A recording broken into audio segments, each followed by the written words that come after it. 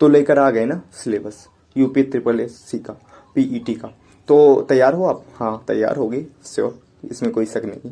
तो गाइज सबसे पहले आप ये जानो कि एग्जाम होता क्या है। तो गाइज जो ग्रुप बी और ग्रुप सी की भर्तियां होती है, इसका एग्जाम जो इसमें पात्रता होती है परीक्षा के रूप में आयोजित की जाती है। अगर आप इसको क्वालिफाई कर लोगे तो जो उत्तर प्रदेश के सचिवालय पदों आदि पर भर्तियां निकलती रहती है राज्य स्तर, उसको योग्य हो जाओगे, उसमें जो एग्जाम होते हैं उसको देने योग्य आप हो जाओगे।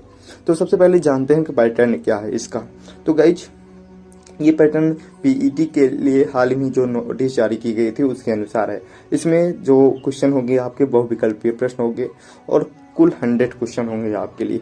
और उसके जो इसका ड्यूरेशन होगा जो एग्जाम का वो 2 आवर्स का होगा, 2 घंटे का होगा। अगर आप गलत उत्तर देते हो, रॉन्ग आंसर देते हो तो आपका 1/4 कट जाएगा। नेगेटिव मार्किंग है इसमें, आपको नेगेटिव मार्किंग का सामना करना पड़ेगा, इसलिए होशियार रहना। तो ओवर भी जानते हैं कि क्या कैसे क्या रहेगा इसमें। तो सबसे पहले भारत का इतिहास रहेगा, आगे हम आपको इसमें डिटेल से बताएंगे क्या रहेगा। पहले आप जानो क्या क्या है ऊपर की हेडिंग। उसके बाद भारतीय राष्ट्रीय आंदोलन रहेगा, भूगोल रहेगा, भारतीय अर्थव्यवस्था भी है और भारतीय संविधान और लोक प्रशासन है।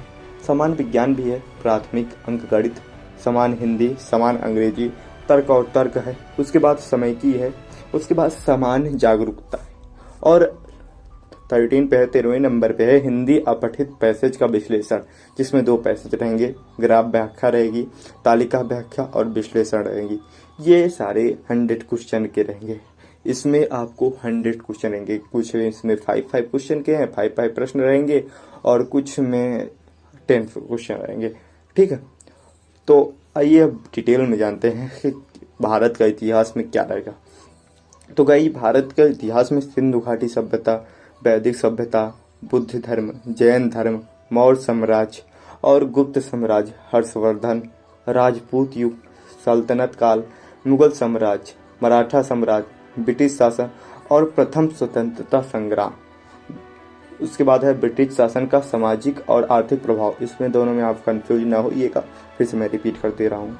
उस पहले ऊपर वाला है ब्रिटिश शासन और प्रथम स्वतंत्रता संग्राम। उसके बाद नीचे वाला क्या है, ब्रिटिश शासन का सामाजिक और आर्थिक प्रभाव, क्या पड़ा समाज पर और अर्थव्यवस्था पर, उसका क्या प्रभाव पड़ा। उसके बाद है भारतीय राष्ट्रीय आंदोलन, ये हेडिंग है में, इसमें क्या क्या रहेगा। तो गाइस इसमें स्वतंत्रता आंदोलन का प्रारंभिक चरण रहेगा कि फर्स्ट चरण क्या था। उसके पास स्वदेशी और सविनय अवज्ञा आंदोलन रहेगा जो महात्मा गांधी और अन्य नेताओं की जिसमें भूमिका है। उसके बाद क्रांतिकारी आंदोलन और उग्रवादी राष्ट्रवाद का उदय रहेगा। फिर उसके बाद विधायी संशोधन और ब्रिटिश भारत अधिनियम 1935 रहेगा। उसके बाद गई भारत छोड़ो आंदोलन, आज़ाद हिंद फौज और नेताजी सुभाष चंद्र बोस, ये रहेगा। उसके बाद थर्ड पे है भूगोल। तो आप भूगोल में जानते हैं क्या क्या रहेगा। इसमें रहेगा भारतीय और विश्व भूगोल, नदियों, जल संसाधन, पहाड़ और हिमनद, रेगिस्तान और शुष्क क्षेत्र, जंगल, खनिज स्रोत, भारतीय और दुनिया का राजनीतिक भूगोल, जलवायु, समय क्षेत्र, जनसांख्यिकी और माइग्रेशन, ये सब रहेंगे भूगोल के अंदर। ठीक है, उसके बाद नेक्स्ट पे हम बात करते हैं कि भारतीय अर्थव्यवस्था टॉपिक है, एक हेडिंग है उसमें सिलेबस में। तो इसमें क्या रहेगा, तो इसमें रहेगा भारतीय अर्थव्यवस्था 1947 से 1991 तक की जो इसमें अर्थव्यवस्था रहेगी, उसके बारे में आपको डिटेल से स्टडी करना पड़ेगा। उसके बाद योजना आयोग और पंचवर्षीय योजनाएं रहेंगी। मिश्रित अर्थव्यवस्था का विकास, निजी और सार्वजनिक, हरित क्रांति रहेगी जिसे बोलते हैं ग्रीन रेवोल्यूशन। उसके बाद श्वेत क्रांति रहेगी, व्हाइट रेवोल्यूशन, और ऑपरेशन बाढ़ रहेगा, बैंकिंग राष्ट्रीयकरण रहेगा।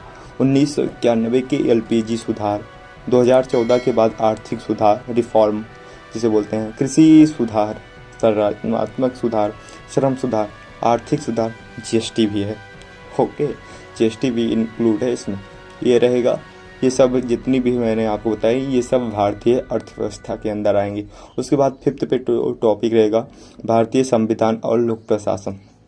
इसमें आपका है भारतीय संविधान, मुख्य विशेषताएं, निर्देशक सिद्धांत, मौलिक अधिकार और कर्तव्य, संसदीय प्रणाली, संघीय प्रणाली, केंद्र सरकार और यूआर, केंद्र सरकार और राज्य न्यायिक ढांचा, जिला प्रशासन, स्थानीय निकाय और पंचायत राज इसमें रहेगा।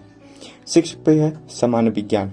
इसमें आपका रहेगा बुनियादी भौतिकी, बेसिक केमिस्ट्री रहेगी, बेसिक बायोलॉजी रहेगी। ठीक है, अगर आप इसको 1 to 9 की NCERT से अगर अच्छे से स्टडी कर रहे हो तो काम क्या पूरा अच्छे से आपको नंबर मिल जाएगा इससे। उसके बाद है 7th पे है प्राथमिक अंकगणित, जिसमें है पूर्ण संख्याएं, भिन्न और दशमलव, प्रतिशत, सरल अंकगणितीय समीकरण, वर्ग और वर्गमूल, स्क्वायर, घातांक और शक्तियां, औसत, ये सब रहेगी। 8 पे है सामान्य हिंदी। तो हिंदी की बात करें तो इसमें रहेगा संधि, विलोम शब्द रहेगा, वाक्यांशों के लिए एक शब्द रहेगा, लिंग रहेगा, समातु पृथक शब्द रहेगा, मतलब समानार्थक शब्द जिसे बोलते हैं, मुहावरे, लोकोक्तियाँ रहेंगी, समान अशिक्षित रहेगा, लेखक और रचनाएं, जिस गद्य और कविता दोनों रहेंगी। ठीक है, 9th पे बात करें तो समान अंग्रेजी। तो अंग्रेजी में गाइज अंग्रेजी का व्याकरण रहेगा, पैसेज पर सवाल रहेगा, मतलब कि इंग्लिश का जो ग्रामर है वो रहेगा और पैसेज पे अलग अलग पैसेज दिए रहेंगे, उस पर आपके कुछ क्वेश्चन रहेंगे। फिर तर्क और तर्क में ऑर्डर और रैंकिंग रहेगी, खून के रिश्ते रहेंगे, कैलेंडर और घड़ी रहेंगी। खून के रिश्ते में और कुछ मत समझिएगा, उसमें अलग अलग टाइप के क्वेश्चन रहेंगे जो आपके दिमाग को घुमा देंगे। उसके बाद कैलेंडर और घड़ी रहेगी, कारण प्रभाव रहेगा, कोडिंग डिकोडिंग रहेगी, ये भी बहुत थोड़ा इंटरेस्टिंग है दिमाग को घुमाने के लिए, निर्णायक तर्क आदि रहेगा।